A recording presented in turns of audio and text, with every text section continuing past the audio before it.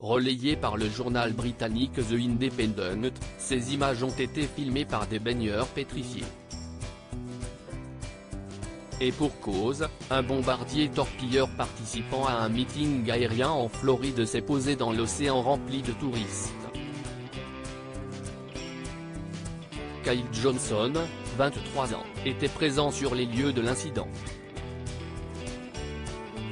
Il prenait des photos de sa petite amie enceinte, lorsqu'il a aperçu l'avion se rapprocher du rivage. L'avion volait de plus en plus bas. Kristen Ottersen, 22 ans, posait devant la caméra de son petit ami aux côtés de sa maman, Amber Dittmey, pour immortaliser ses souvenirs de grossesse. La petite famille passait un moment agréable à la plage lorsqu'un avion a dû procéder à un amérissage d'urgence. Le bombardier TBM Avengers participait à un meeting aérien lorsqu'il a subi une avarie mécanique et a été contraint de se poser sur l'océan. Ma fille Kristen voulait prendre des photos de maternité à la plage.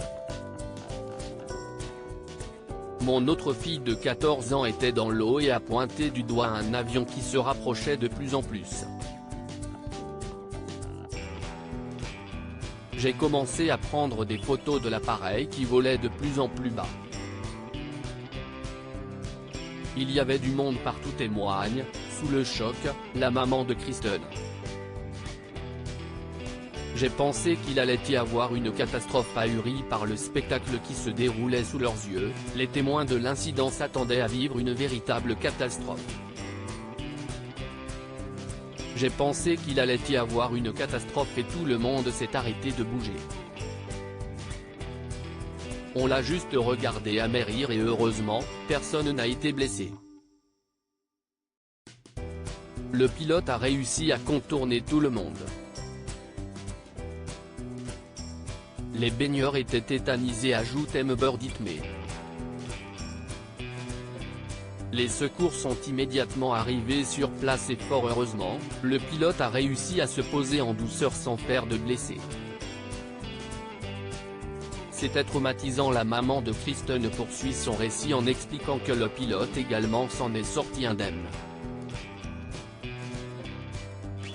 Il a fallu quelques minutes avant qu'il n'apparaisse. Il fallait qu'il garde son casque au sec. Des passants ont nagé jusqu'à lui et l'ont aidé, puis les secours sont arrivés. Un événement sans grandes conséquences donc, mais non moins traumatisant pour les témoins. C'était traumatisant parce qu'avec le choc, on ne sait pas si tout le monde s'en est vraiment sorti indemne. Heureusement, le pilote et les baigneurs allaient bien, mais l'avion est resté dans l'eau jusqu'à ce qu'il soit retiré avec une grue quelques jours plus tard, raconte Amber. Les organisateurs du meeting aérien auquel participait l'avion ont également publié une déclaration en assurant que le pilote allait bien et que l'incident n'avait fait aucune victime. Qu'est-ce que le syndrome du stress post-traumatique ? L'exposition à un événement traumatisant peut entraîner des séquelles importantes chez les personnes qui l'ont vécu ou en ont été témoins. Lorsque ces dernières durent dans le temps, on parle de syndrome du stress post-traumatique.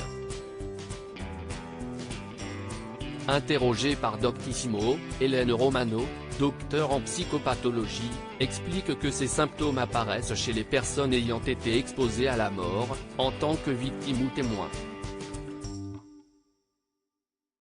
Pour la psychothérapeute spécialisée dans les victimes, si certains réussissent à dépasser cette angoisse sans l'aide d'un professionnel, il est vivement conseillé de consulter un spécialiste du trauma qui pourra proposer une prise en charge adaptée selon la situation du patient.